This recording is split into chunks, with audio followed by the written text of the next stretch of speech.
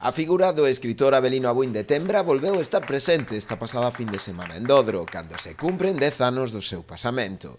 E foi precisamente coa inauguración do novo local sociocultural de Imo, a súa aldea natal, que a partir de agora pasará a denominarse Escola Abuín de Tembra.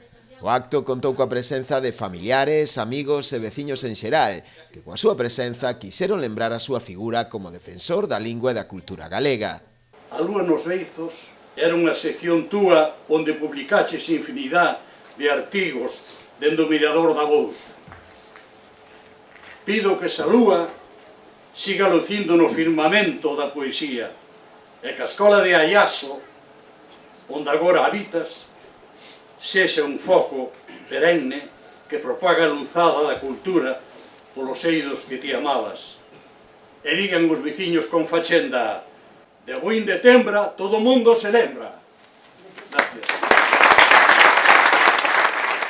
Pero tamén de autoridades, como foi o caso do conselleiro de Cultura Román Rodríguez ou do propio alcalde de Dodro, Valentín Alfonsín, que tamén tiveron palabras de loanza para o homenaxeado. Hoxe honramos a Avelino Abuín de Tembra, pero tamén nos honramos a nós, aos dodrenses, aos galegos, pois recoñecer o que outros fixeron por nós, polo noso país, non é que sexa xusto, é que é obrigado e absolutamente necesario.